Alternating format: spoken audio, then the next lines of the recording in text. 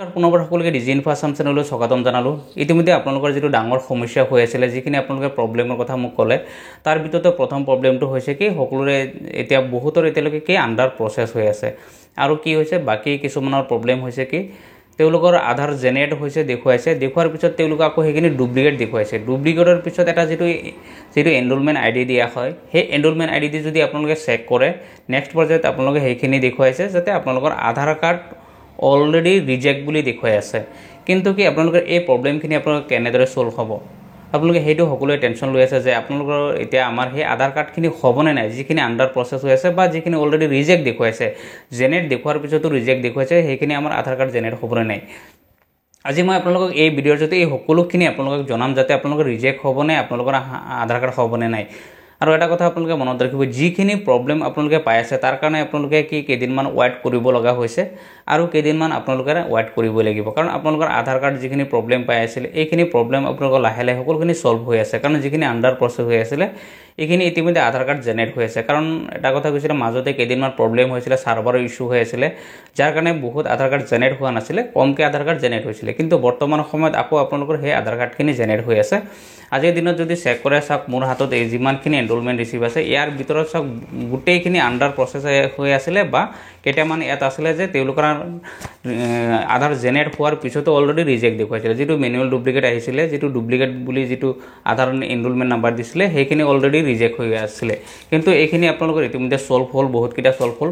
সেইখিনি আপোনালোকে এতিয়া কেনেদৰে ছল্ভ কৰিব। প্ৰথম হৈছে কি চাওক, আপোনালোকৰ এটা কথা যে আপোনালোকৰ হাতত যিটো এনৰোলমেণ্ট নাম্বাৰ আছে সেই নাম্বাৰ দি প্ৰথমতে আপোনালোকে ষ্টেটাছ চেক কৰি চাওক যে আপোনালোকৰ এতিয়া কি হৈছে। কাৰণ ইতিমধ্যে আপোনালোকৰ যিখিনি অলৰেডি আণ্ডাৰ প্ৰচেছ হৈ আছিলে সেইখিনি ইতিমধ্যে আজিৰ দিনত যদি চেক কৰে সেইখিনি অলৰেডি আধাখিনি মানুহৰ অলৰেডি জেনেৰেট হৈ গৈছে।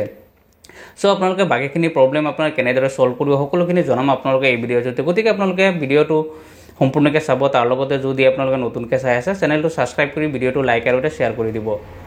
এটা কথা আপোনালোকে মনত ৰাখিব, যিখিনি আণ্ডাৰ প্ৰচেছ হৈ আছে চাওক সেইখিনি 100% আপোনালোকৰ আধাৰ কাৰ্ড জেনেৰেট হ'বই। আৰু যিখিনি আপোনালোকৰ ইতিমধ্যে তাত জেনেৰেট দেখুৱাৰ পিছতো যদি আপোনালোকৰ ৰিজেক্ট হৈ আছে সেইখিনিও আপোনালোকৰ আধাৰ কাৰ্ড 100% আপোনালোকে আধাৰ কাৰ্ড পাবই। তাৰ কাৰণে আপোনালোকৰ টেনশ্যন ল'ব নালাগে। তাৰ কাৰণে আপোনালোকৰ বহুত চলিউশ্যন আছে, এটা নহয় এটা আপোনালোকৰ 100% চলিউশ্যন হ'বই। প্ৰথম কথা হৈছে কি আপোনালোকৰ যিখিনি আণ্ডাৰ প্ৰচেছ হৈ আছে সেইখিনি প্ৰথম হৈছে কি আপোনালোকে ৱেইট কৰিব লাগিব। আৰু যদি আপোনালোকে আৰু সোনকালে বিচাৰে তেতিয়াহ'লে মই আগৰ ভিডিঅ'ত সম্পূৰ্ণকৈ আপোনালোকক কোৱা হৈ আছে যে আপোনালোকে কি কৰিব লাগিব। চাওক তথাপি মই আকৌ কৈছোঁ, প্ৰথম হৈছে কি আপোনালোকে এটা কমপ্লেইন ৰেজিষ্টাৰ কৰিব লাগিব যিখিনি আণ্ডাৰ প্ৰচেছ হৈছে। তেতিয়াহ'লে আপোনালোকৰ যিটো নটিফিকেশ্যন প্ৰথমতে দিয়া হ'ব সেইখিনি তেওঁলোকে সোনকালে সেইখিনি জেনেৰেট কৰে। ইতিমধ্যে মই 2-3টা অলৰেডি মেইল কৰি থৈছিলোঁ আৰু কমপ্লেইন ৰেজিষ্টাৰ যিখিনি কৰিলোঁ গোটেইখিনি অলৰেডি আজি মই যিখিনি চেক কৰিছোঁ গোটেইখিনি অলৰেডি আধাৰ কাৰ্ড জেনেৰেট হৈ গৈছে।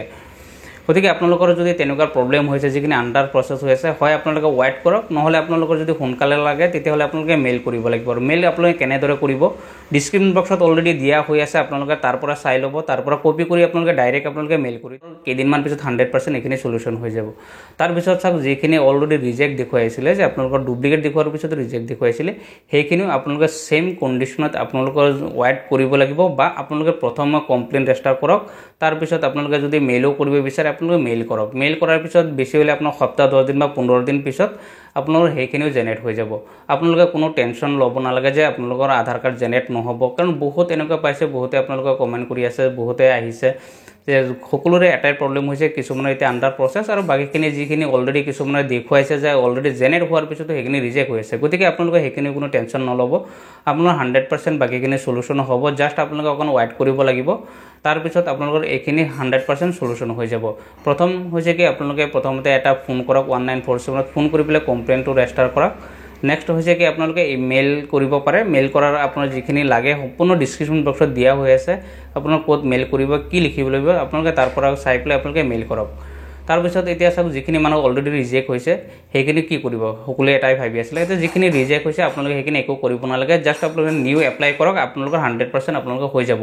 যদি তাৰপিছত আপোনালোকৰ আৰু কিবা প্ৰব্লেম থাকে আপুনি মোৰ ভিডিঅ'ত আপোনালোকে কমেণ্ট কৰিব। প্ৰত্যেকটা আপোনালোকৰ কমেণ্টৰ ওপৰত ডিপেণ্ড কৰি মই বাকীখিনি আপোনালোকৰ চলিউশ্যন দিবলৈ চেষ্টা কৰোঁ। গতিকে আপোনালোকৰ যিখিনি প্ৰব্লেম হৈছে আপোনালোকে জনাব, তাৰপিছত মই আপোনালোকৰ যি প্ৰব্লেম হৈছে সেইখিনি নেক্সট ভিডিঅ'ত আপোনালোকে সেইখিনি জনাই দিম। ধন্যবাদ।